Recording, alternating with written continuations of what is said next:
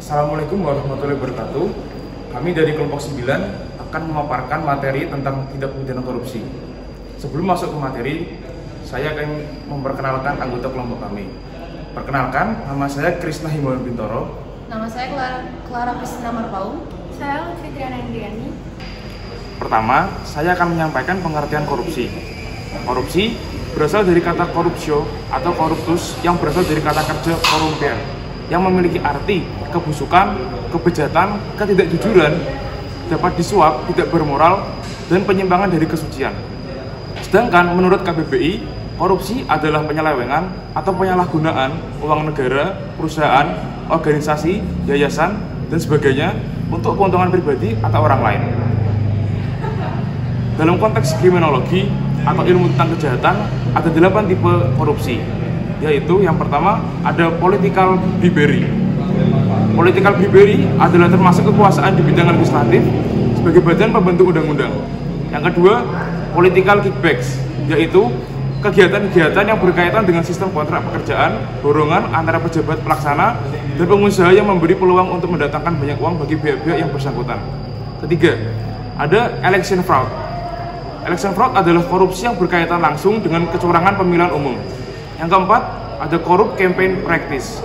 Adalah praktik kampanye dengan menggunakan fasilitas negara maupun uang negara oleh calon yang sedang memegang kekuasaan negara. Yang selanjutnya ada discretionary corruption, yaitu korupsi yang dilakukan karena adanya kebebasan dalam menentukan kebijakan. Lalu ada illegal corruption, di mana korupsi itu dilakukan karena ada bahasa hukum atau interpretasi hukum. Biasanya dilakukan oleh aparat-aparat negara seperti polisi, jaksa, dan lain-lain. Selanjutnya adalah ideological corruption, yaitu perpaduan antara discretionary corruption dan illegal corruption yang dilakukan untuk tujuan kelompok. Dan yang terakhir terdapat mercenary corruption, yaitu penyalahgunaan kekuasaan atau wewenang yang dilakukan untuk kepentingan pribadi. Selanjutnya saya akan menyampaikan mengenai jenis tindak pidana korupsi. Yang pertama terdapat penyuapan, yang kedua gratifikasi, yang ketiga pemerasan, yang keempat perbuatan curang, yang kelima adanya benturan kepentingan dalam pengadaan, yang keenam terdapat penggelapan dalam jabatan, dan yang terakhir terdapat satu tambahan, yaitu mengenai menghalangi proses penegakan hukum.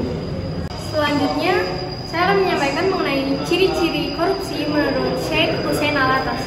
Ciri yang pertama yaitu korupsi senantiasa melibatkan lebih dari satu orang.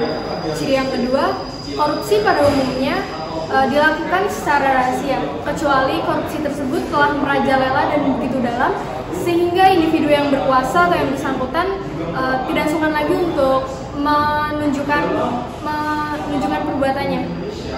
Kemudian yang ketiga, korupsi melibatkan elemen kewajiban dan keuntungan timbal balik. Dan yang terakhir yaitu orang-orang yang melakukan praktik korupsi biasanya selalu berusaha untuk menyelubungi perbuatannya dengan cara berlindung di balik justifikasi hukum. Kemudian terdapat unsur-unsur tindak pidana korupsi menurut Undang-Undang Nomor 31 Tahun 1999 yang kemudian diubah menjadi Undang-Undang Nomor 20 Tahun 2001, yaitu mengenai pemberantasan tindak pidana korupsi yang di dalamnya termuat beberapa unsur, antara lain yang pertama adalah tindakan seorang melawan hukum, tindakan seseorang menyalahgunakan kekuasaan untuk memperkaya diri, kemudian merugikan keuangan negara atau perekonomian negara, selanjutnya menjanjikan sesuatu kepada hakim untuk mempengaruhi putusan suatu perkara, dan lain sebagainya. Yang selanjutnya saya akan menjelaskan sebab-sebab terjadinya korupsi. Yang pertama, kurangnya gaji dari pegawai negeri, di mana kebutuhan sehari-hari semakin meningkat. Yang kedua, ada ketidakberesan manajemen. Yang ketiga, ada modernisasi. Yang keempat, ada emosi mental, dan juga yang terakhir ada gabungan dari beberapa faktor. Selanjutnya, kita masuk ke dalam proses penanganan tindak korupsi oleh penegak hukum di Indonesia.